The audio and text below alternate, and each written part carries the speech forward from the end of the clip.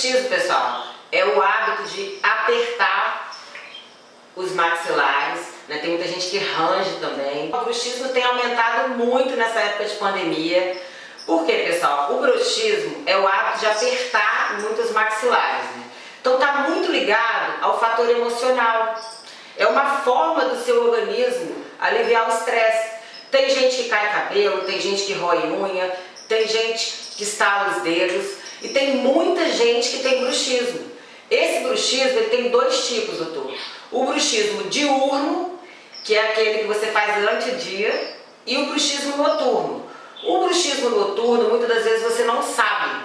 Ah, doutora, mas como que eu posso descobrir se eu tenho bruxismo? Durante o dia, é se observando.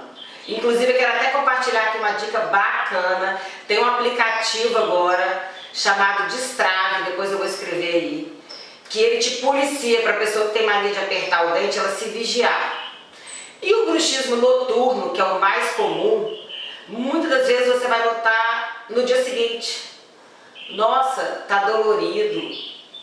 Às vezes a pessoa sente uns nódulos, sente dor cervical. Poxa, a gente foi feito para usar a articulação da face para falar, para comer, para mastigar. Mas o nosso sono, a gente tem que ter aquele descanso. Se a gente fica travando os dentes, é como se a gente não relaxasse o nosso organismo. E isso pode se manifestar como cansaço, dores. Tem gente que fratura dente, tem gente que fratura implante, né? Então aí vai outra pegada.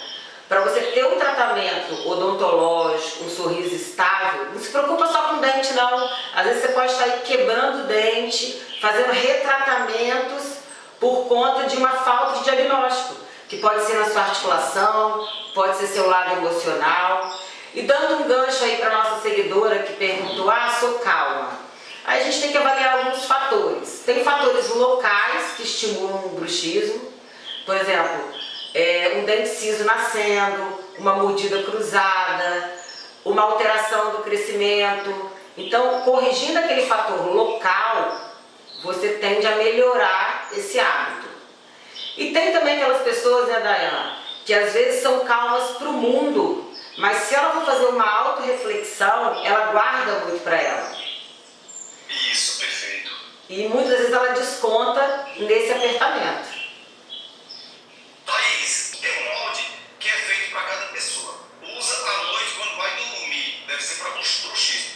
Poderia falar sobre ele para evitar um ronco e o bruxismo? Bacana. Acho que é algum molde que ela vê que usa muito. Isso. São funções diferentes, mas muito interessante sua pergunta. Primeiro, eu não sou a favor, eu sei que tem várias linhas, do de silicone, aquele mole, pessoal. Já tem vários artigos científicos que quando ele não tem uma resistência, ele pode até ficar de cacoete, servir de chicletinho, te estimular a ter apertamento. Então, os aparelhos intraorais, já que pediram um conselho meu, é o duro, o de resina.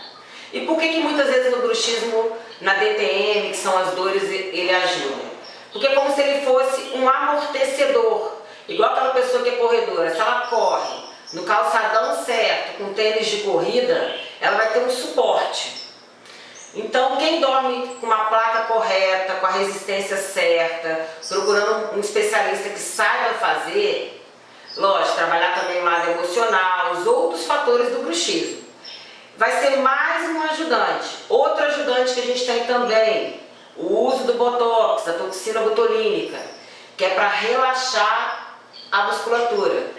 Porque antes a gente ia mais nas placas, no controle emocional e no fisioterapeuta, que também é muito importante. Tem uma equipe muito bacana aqui, que tem ajudado demais as pessoas. Muitas vezes o paciente resolve com poucas sessões, sem cirurgia. Em especial agradecer o apoio do Dr. Francisco, que está sempre comigo.